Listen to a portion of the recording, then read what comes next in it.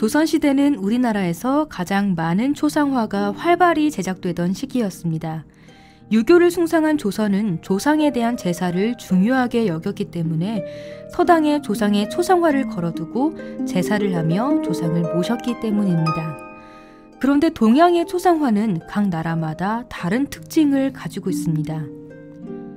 중국 명나라의 초대 황제 주원장 초상화를 보면 얼굴은 후덕하고 인상은 부드러워 인자한 황제의 모습을 하고 있습니다. 그러나 이러한 이미지와 정반대의 초상화도 존재하는데 눈꼬리는 사납게 치켜 올라가 있고 턱은 주걱턱으로 나와 있으며 얼굴에 곰보 자국이 심한 추한 얼굴입니다. 학자들은 후자의 초상화가 실물에 더 가까웠을 것으로 추측하고 있습니다. 즉 중국은 실제 얼굴보다 미화해서 단점을 가리는 초상화를 그렸습니다. 일본의 초상화는 미화하지 않고 단점마저 사실대로 그렸습니다. 도요토미 히데요시는 깡마르고 얼굴은 지나치게 작은 데다 원숭이상이라며 놀림을 당했다고 합니다. 그의 초상화를 보면 커다란 옷에 가려졌지만 보일 듯 말 듯한 손만 봐도 왜소하고 볼품없는 몸이라는 걸 알 수 있습니다.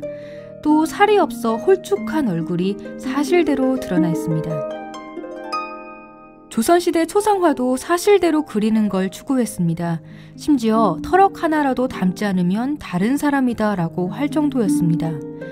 조금이라도 다르거나 미화해서 그리면 다른 사람이 되어버린다는 게 우리 조상들의 생각이었습니다.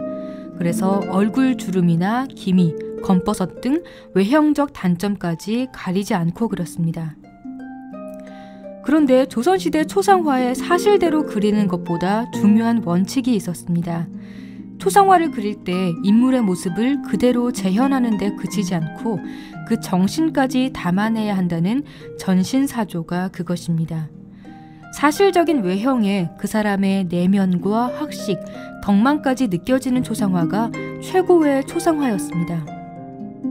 조선시대 사람들이 얼마나 사실대로 그리는 것을 추구했는지 알 수 있는 그림이 채용신이 그린 황현의 초상화입니다. 황현의 생전 모습이 담긴 사진을 보면 사진과 초상화가 복사해서 붙인 듯이 똑같다는 것을 알 수 있습니다. 눈가의 주름과 한 올 한 올 살아있는 수염을 보면 당장이라도 살아서 움직일 것처럼 생생합니다.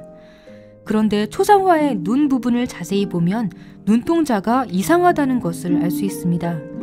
이것은 채용신이 잘못 그린 것이 아니라 황현이 사시였기 때문입니다. 이렇게 사시까지 사실적으로 그렸지만 황현은 유학자의 풍모를 드러내며 의연하게 앉아 있습니다. 꾹 담은 입술에서는 단호함이 엿보이고 뿔테로도 가려지지 않는 날카로운 눈빛은 혼란스러운 시국에 선비의 나약함을 다그치는 듯합니다. 그는 나라가 망하는 날 한 명의 선비도 스스로 죽는 자가 없으니 슬프지 않겠는가 라는 말을 남기고 1910년 8월 음독 자결했습니다. 조선시대 최고의 초상화로 여겨지는 것은 윤두서가 그린 자화상입니다. 몸통 없이 얼굴만 그렸음에도 그의 자화상에는 엄청난 존재감이 느껴집니다. 터럭 하나라도 닮지 않으면 다른 사람이다 라는 말처럼 구레나루부터 턱까지 이어지는 수염은 길게 내려오며 정교하고 세심하게 한 올 한 올 그려졌습니다. 뭉친 곳 하나 없이 마치 살아서 물결치는 듯합니다. 콧등은 뭉툭하고 볼은 두툼한 살집이 느껴집니다. 눈 언저리에는 둥근 자국이 깊게 패여 있습니다. 이 자화상이 최고로 여겨지는 이유는 정교한 수염뿐 아니라 살아있는 듯이 매서운 눈빛 때문입니다.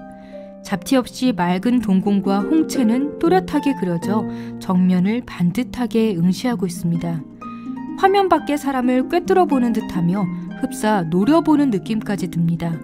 그림만으로도 보는 이의 시선을 압도하는 위압감이 느껴지는 눈빛입니다. 그의 가문인 해남 윤씨 집안은 윤선도 때부터 골수 남인 집안이었습니다. 유력한 가문이었지만 서인이 정권을 잡으면서 남인에 대한 핍박이 시작됐고 그로 인해 그의 형이 귀양지에서 사망하기까지 했습니다. 정쟁에 휘말린 그는 과거 시험에 합격했지만 벼슬을 포기하고 낙향에 살았습니다. 남인 집안이라는 이유로 20여 년 동안 줄초상을 감당하며 온갖 고초를 겪은 그는 자신의 정치적 이상을 실현할 수 없는 현실을 감당해야 했습니다. 그런 현실이 그를 더욱 강하게 만들었고 내면으로부터 끓는 굳건한 선비 정신이 자화상을 통해 드러난 것입니다.